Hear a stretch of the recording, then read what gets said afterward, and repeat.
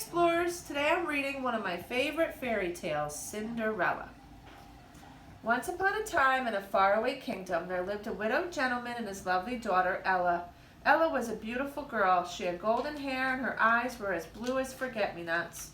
The gentleman was kind and a devoted father, and he gave Ella everything her heart desires, but he felt she needed a mother, so he married again, choosing for his wife a woman who had two daughters. Their names were Anastasia and Drizella. The gentleman soon died. The stepmother's true nature was revealed. She was only interested in her ugly, selfish daughters. The stepmother gave Ella a tiny room in the attic and old rags to wear and all the housework to do. Soon everybody called her Cinderella because she got covered with cinders from cleaning the fireplace. But Cinderella had many friends. The old horse and Bruno the dog loved her. The mice loved her too. She protected them from her stepmother's nasty cat, Lucifer. Two of her favorite mice were Gus and Jack, but Cinderella was kind to everyone, even to Lucifer. Lucifer liked to get Cinderella in trouble. One morning he chased Gus into Anastasia's breakfast tray. She screamed and blamed Cinderella. As punishment, the stepmother said to Cinderella, "You will wash the windows, scrub the terrace, and sweep the halls. Don't forget the laundry." Another part of the kingdom, the king was worrying about his son.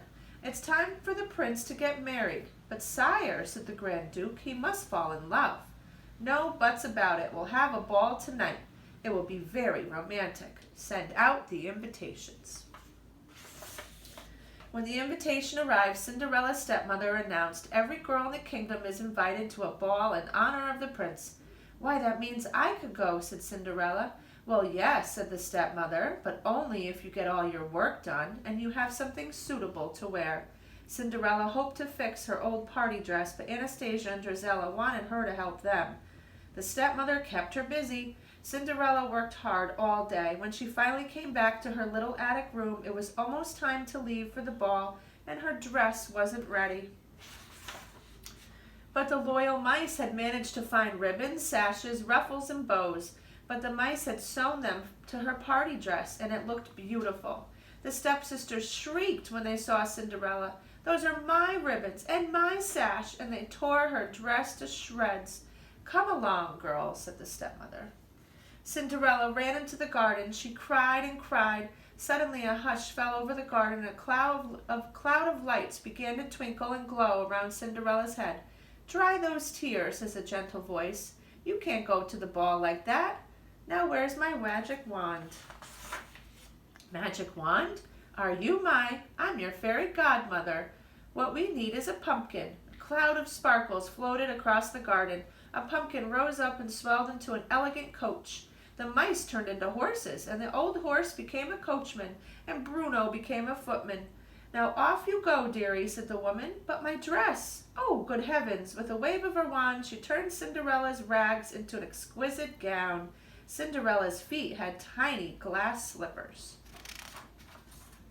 "Now remember, you must leave the ball at midnight. That's when the spell will be broken." Cinderella promised. Then she stepped into her magical coach and was swept away to the palace. When Cinderella arrived at the ball, the prince was yawning with boredom. Then he caught sight of Cinderella. Ignoring everything around him, the prince walked over to her. He kissed Cinderella's hand and asked her to dance. They swirled off around the ballroom. The prince never left Cinderella's side. They danced and danced.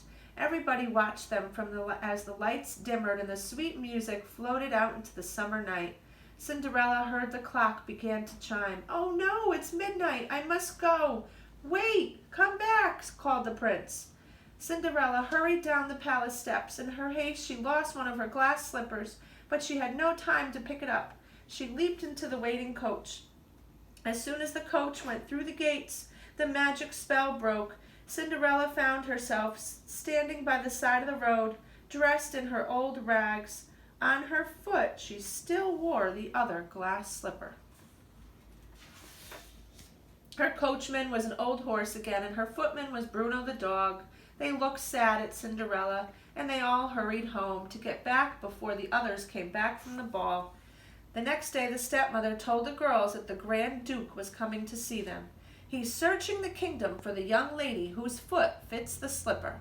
Whoever she is, she will marry the prince. Cinderella smiled and hummed the very waltz that she'd been playing at the ball. The stepmother became suspicious. She locked Cinderella in her room. Gus and Jack had a plan to help Cinderella. While Anastasia and Drizella tried to squeeze their big feet into the glass slipper, the two mice sneaked into the stepmother's pocket. They got a hold of the key and they tugged it up the stairs and unlocked the door. Cinderella rushed downstairs to try on the glass slipper. "Your Grace," she said, "may I please try on the slipper?" The wicked stepmother was fumed with anger. She tripped the page who was holding the glass slipper. It fell to the floor and broke in 1,000 pieces. "Don't worry," Cinderella said, reaching into her pocket. "I have the other one right here." She put on the slipper and it fit perfect. From that moment on, everything was a dream come true. Cinderella went off to the palace with the happy Grand Duke. The prince was overjoyed to see her, and so was the king. Cinderella and the prince were soon married. In her happiness, Cinderella didn't forget about her animal friends. They all moved into the castle. Everybody in the kingdom was delighted with the prince's new bride, and Cinderella and the prince lived happily ever after. The end. Bye-bye.